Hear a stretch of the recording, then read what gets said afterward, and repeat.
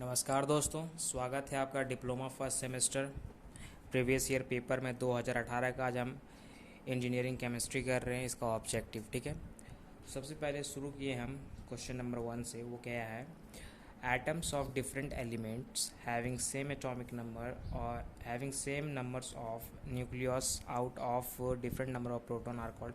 मतलब पूछ रहा है इसमें कि सेम नंबर ऑफ न्यूक्लियॉन्स, मतलब न्यूक्लियस में सेम नंबर, मतलब न्यूट्रॉन का सेम नंबर, क्योंकि प्रोटॉन तो सेम ही होता है। मतलब न्यूट्रॉन का सेम, न्यूक्लियस होता है आपका प्रोटॉन प्लस न्यूट्रॉन।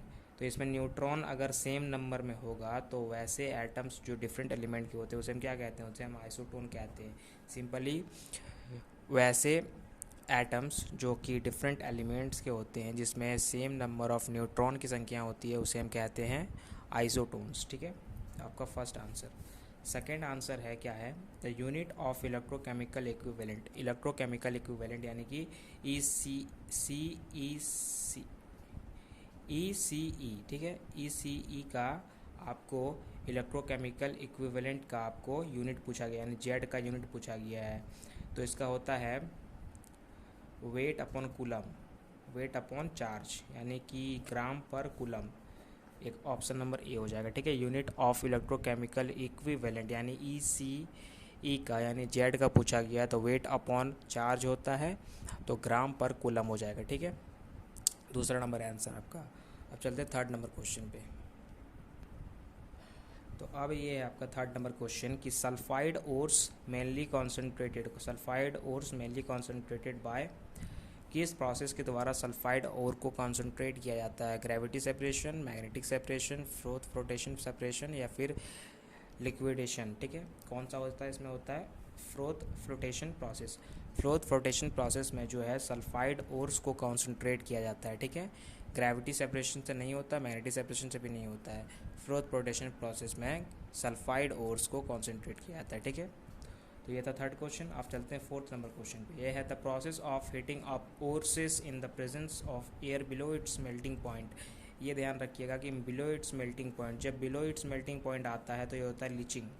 जब हीट को हम लोग इन the presence of air heat करेंगे सिर्फ, तो वो होगा लीचिंग।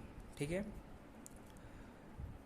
लीचिंग मतलब प्रोसेस जो होता है हीट करने का ओर को इन द प्रेजेंस ऑफ एयर, उसके मेल्टिंग पॉइंट से नीचे, उसे हम कहते हैं लीचिंग। इस प्रोसेस को नाम है लीचिंग। ठीक है, उसके बाद ये था क्वेश्चन नंबर 4। ये है question number 5। Which of the following alloys is used for making bearings ball bearings जो होता है, मतलब बियरिंग्स बनाने के लिए कौन सा एलॉय का इस्तेमाल किया जाता है? ये गन मेटल होता है। ठीक है, इसको याद रखना होगा आपको।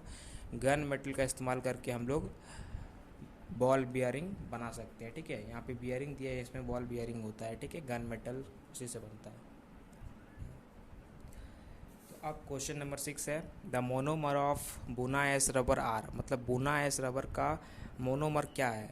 तो बुना एस रबर का मोनोमर होता है स्टेरीन एंड ब्यूटाडाइन। ठीक है, स्टेराइन एंड ब्यूटाडाइन इसका होता है बुना एस रबर का मोनोमर।